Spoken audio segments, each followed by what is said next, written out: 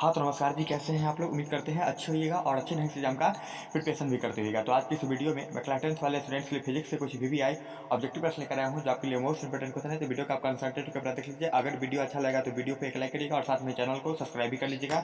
तो चलिए स्टार्ट करते हैं बिना किसी देर के। देखिए, सबसे पहला क्वेश्चन आपके स्क्रीन पे है, विद्युत धारा का ऐसा मतलब क्या होता है? तो मैं आपको बता दूँ, विद्युत धारा का ऐसा मतलब एम्पियर होता है। देखिएगा, विद्युत धारा का ऐसा मतलब एम्पियर होता है, जो कि ऑप्शन आपका यहीं का। अगला क्वेश्चन देख लीजिए। अगला क्वेश्चन आपका, जिससे विद्युत धारा प्रवाहित नहीं होता है उसे हम क्या कहते हैं? तो मैं आपको बता दूं, जिससे विद्युत धारा प्रवाहित नहीं होता है उसे हम विद्युत रोधी पदार्थ कहते हैं, जो कि ऑप्शन आपका बी कक्षा रखेगा। जिससे विद्युत धारा प्रवाहित नहीं होता है उसे हम विद्युत रोधी पदार्थ कहते हैं, जो कि ऑप्शन आपका बी कक्षा। अगला क्वेश्चन देख लीजिए। अगला क्वेश्चन आपका, ऊर्जा का ऐसा मतलब क्या होता है? तो मैं आपको बता दूं, ऊर्जा का ऐसा मतलब होता है, याद रखिएगा, ऊर्जा का ऐसा मतलब होता है, जो कि ऑप्शन आपका बी कक्षा। अगला क्वेश्चन देख लीजिए। अगला क्वेश्चन आपका, निम्न में से किसका अर्थ जल होता है? तो मैं आपको बता दूं, हाइड्रो का अर्थ जल होता है, याद रखिएगा, हाइड्रो का अर्थ जल होता है, जो कि ऑप्शन आपका डी कक्षा। अगला क्वेश्चन देख लीजिए। अगला क्वेश्चन आपका, परिपथ में विभवांतर किससे मापा जाता है? तो मैं आपको बता दूं, परिपथ में विभवांतर वोल्ट मीटर से मापा जाता है। याद रखिएगा, परिपथ में विभवांतर वोल्ट मीटर से मापा जाता है, जो कि ऑप्शन आपका बी कक्षा। अगला क्वेश्चन देख लीजिए। अगला क्वेश्चन आपका है, इसमें से चुंबकीय पदार्थ कौन सा है? तो मैं आपको बता दूं, इसमें से चुंबकीय पदार्थ लोहा है। याद रखिएगा, इनमें से चुंबकीय पदार्थ लोहा है, जो कि ऑप्शन आपका सी कक्षा। अगला क्वेश्चन देख लीजिए।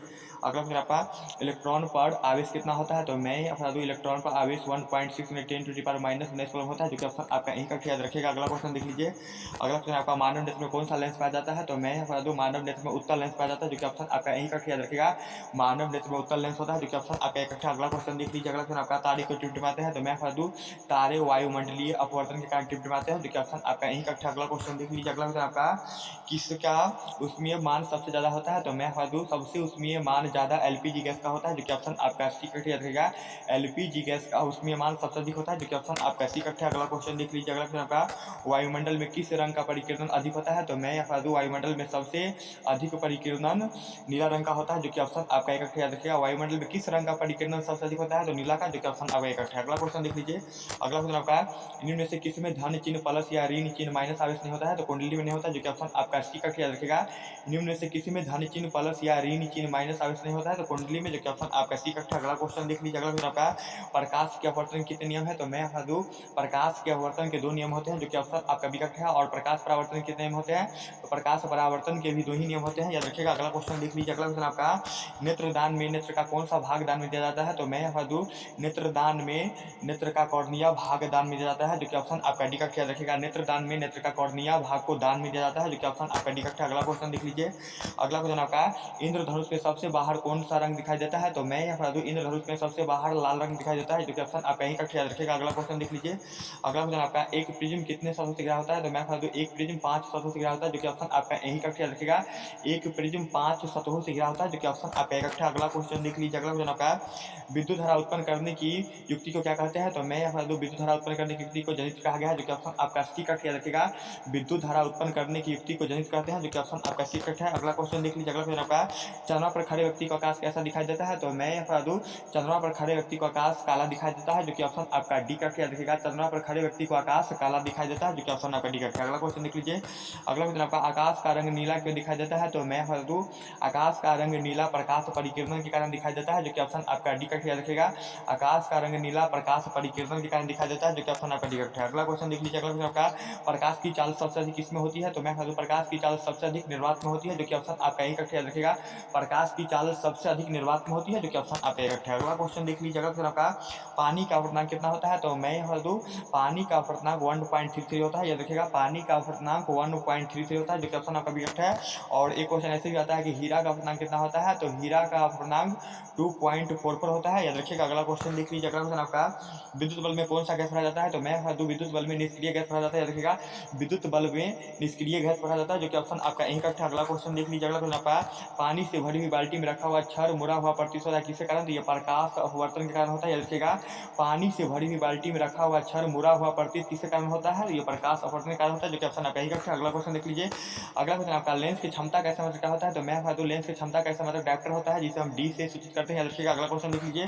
अगला क्वेश्चन आपका, लेंस बनाने में किसका उपयोग नहीं करते हैं? तो मैं बता दूं, लेंस बनाने में मिट्टी का उपयोग नहीं करते हैं, जो कि ऑप्शन आपका यही कक्षा। याद रखिएगा, लेंस बनाने में मिट्टी का प्रयोग नहीं किया जाता, जो कि ऑप्शन आपका यही कक्षा। अगला क्वेश्चन देख लीजिए। अगला क्वेश्चन आपका, विद्युत फ्यूज किस पे कार्य करता है? तो मैं अपना दूं, विद्युत फ्यूज उष्मीय प्रभाव का काम करता है, जो कि ऑप्शन आपका आपका एक याद रखिएगा विद्युत फ्यूज उसमें प्रभाव में काम करता है, जो कि ऑप्शन आपका एक है। अगला क्वेश्चन देख लीजिए। अगला क्वेश्चन आपका उत्तर लेंस का फोकस दूरी कैसी होती है? तो मैं बता दूं उत्तर लेंस का फोकस दूरी धनात्मक होता है और अवतल का ऋणात्मक होता है। ये भी क्वेश्चन याद रखिएगा। अगला क्वेश्चन देख लीजिए। अगला क्वेश्चन आपका प्रिज्म का अपवर्तन कोण कितनी डिग्री का होता है? तो मैं बता दूं प्रिज्म का अपवर्तन कोण 60 डिग्री का होता है, जो कि ऑप्शन आपका विकट याद रखिएगा। प्रिज्म का अपवर्तन कोण 60 डिग्री का होता है, जो कि ऑप्शन आपका विकट है। अगला क्वेश्चन देख लीजिए। अगला क्वेश्चन आपका प्रतिबिंब की ऊंचाई तथा वस्तु की ऊंचाई का अनुपात को क्या कहते हैं? तो मैं बता दूं प्रतिबिंब की ऊंचाई तथा वस्तु की ऊंचाई का अनुपात को आवर्धन कहते हैं, जो कि ऑप्शन आपका सी कट याद रखिएगा। प्रतिबिंब की ऊंचाई तथा वस्तु की ऊंचाई का अनुपात को आवर्धन कहा गया है, जो कि ऑप्शन आपका सी कट है। अगला क्वेश्चन देख लीजिए। अगला क्वेश्चन आपका कार्य करने की क्षमता को क्या कहते हैं? तो मैं बता दूं कार्य करने की क्षमता को ऊर्जा कहते हैं, याद रखिएगा। कार्य करने की क्षमता को ऊर्जा कहा गया है, जो कि ऑप्शन आपका सी कट है। अगला क्वेश्चन देखिए। अगला क्वेश्चन आपका प्रकाश के अपवर्तन के दूसरे नियम को क्या कहते हैं? तो मैं बता दूं प्रकाश के अपवर्तन के दूसरे नियम को स्नेल का नियम कहा गया है। प्रकाश के अपवर्तन के दूसरे नियम को स्नेल के नियम कहते हैं, जो कि ऑप्शन आपका बी है। अगला क्वेश्चन देख लीजिए। अगला क्वेश्चन आपका डिंडल प्रभाव प्रकाश की कौन सी परिघटना को दर्शाता है? तो मैं बता दूं डिंडल प्रभाव प्रकाश के कौन सी परिघटना को दर्शाते हैं? तो प्रकाश परिकीर्णन को दर्शाते हैं, जो कि ऑप्शन आपका डी याद रखिएगा। डिंडल प्रभाव जो है ना, ये प्रकाश की परिकीर्णन परिघटना को दर्शाता है, जो कि ऑप्शन आपका डी है। अगला क्वेश्चन देख लीजिए। अगला क्वेश्चन आपका मृग मरीचिका किस कारण से बनता है? तो मैं बता दूं मृग मरीचिका प्रकाश के पूर्ण आंतरिक परावर्तन के कारण बनता है, जो कि ऑप्शन आपका बी याद रखिएगा। अगला क्वेश्चन देख लीजिए। अगला क्वेश्चन आपका चुंबक के कितने ध्रुव है? तो मैं बता दूं चुंबक के 2 ध्रुव होते हैं, याद रखिएगा। चुंबक के 2 ध्रुव होते हैं, जो कि ऑप्शन आपका एक है। अगला क्वेश्चन देख लीजिए। अगला क्वेश्चन आपका चुंबकीय प्रेरण का खोज किसने किया? तो मैं बता दूं चुंबकीय प्रेरण का खोज फैराडे ने किया, याद रखिएगा। चुंबकीय प्रेरण का खोज फैराडे ने किया, जो कि ऑप्शन आपका एक है। अगला क्वेश्चन देख लीजिए। अगला क्वेश्चन आपका विद्युत जनित्र किस सिद्धांत पर कार्य करता है? तो मैं बता दूं विद्युत जनित्र विद्युत धारा के चुंबकीय प्रेरण पर काम करता है, जो कि ऑप्शन आपका डी याद रखिएगा। विद्युत जनित्र किस सिद्धांत पर काम करता है? तो विद्युत चुंबकीय प्रेरण पर करता है, जो कि ऑप्शन आपका डी है। अगला क्वेश्चन देख लीजिए। अगला क्वेश्चन आपका विद्युत मोटर विद्युत ऊर्जा को किस रूप में बदलता है? तो मैं बता दूं विद्युत मोटर विद्युत ऊर्जा को यांत्रिक ऊर्जा में बदलता है, जो कि ऑप्शन आपका एक याद रखिएगा। विद्युत मोटर विद्युत ऊर्जा को यांत्रिक ऊर्जा में बदलता है, जो कि ऑप्शन आपका एक है। अगला क्वेश्चन देख लीजिए। अगला क्वेश्चन आपका ज्योति तीव्रता कैसे मतलब क्या होता है? तो मैं बता दूं ज्योति तीव्रता कैसे मतलब कैंडेला होता है, जो कि ऑप्शन आपका एक है। अगला क्वेश्चन देख लीजिए। अगला क्वेश्चन आपका स्विच किस तार में लगाया जाता है? तो मैं बता दूं स्विच गर्म तार में लगाया जाता है, और गर्म तार का रंग कैसा होता है? तो लाल होता है। ये भी क्वेश्चन याद रखिएगा। अगला क्वेश्चन देख लीजिए। अगला क्वेश्चन आपका चुंबकीय क्षेत्र किस ध्रुव से निकलता है? तो मैं बता दूं चुंबकीय क्षेत्र उत्तरी ध्रुव से निकलता है और दक्षिणी ध्रुव में इंटर करता है। तो ये भी क्वेश्चन याद रखिएगा। फिर से बात समझ लीजिए। चुंबकीय क्षेत्र किस ध्रुव से निकलता है? तो उत्तरी ध्रुव से निकलता है और दक्षिणी ध्रुव में इंटर करता है। अगला क्वेश्चन देख लीजिए। अगला क्वेश्चन आपका पृथ्वी पर ऊर्जा का विशाल स्रोत क्या है? तो मैं बता दूं पृथ्वी पर ऊर्जा का विशाल स्रोत सूर्य होता है, जो कि ऑप्शन आपका यही कट याद रखिएगा। अगला क्वेश्चन देख लीजिए। अगला क्वेश्चन आपका किस गैस का उपयोग खाना बनाने में नहीं किया जाता है? तो सीएनजी का उपयोग खाना बनाने में नहीं किया जाता है, याद रखिएगा। अगला क्वेश्चन देख लीजिए।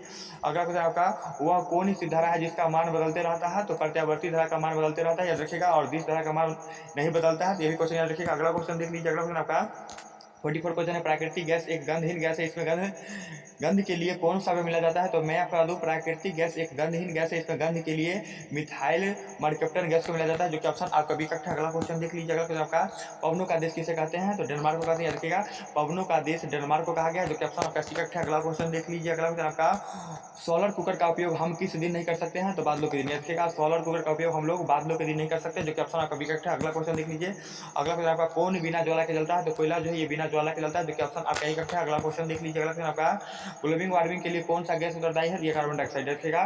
ग्लोबल वार्मिंग के लिए ये कार्बन डाइऑक्साइड गैस उत्तरदायी होता है, जो कि ऑप्शन आपका बी है। अगला क्वेश्चन देख लीजिए। अगला क्वेश्चन आपका नाभिकीय ऊर्जा किससे प्राप्त होता है? तो मैं बता दूं नाभिकीय ऊर्जा यूरेनियम से प्राप्त होता है, जो कि ऑप्शन आपका सी कट याद रखिएगा। नाभिकीय ऊर्जा यूरेनियम से प्राप्त होता है, जो कि ऑप्शन आपका सी कट है। अगला क्वेश्चन देख लीजिए।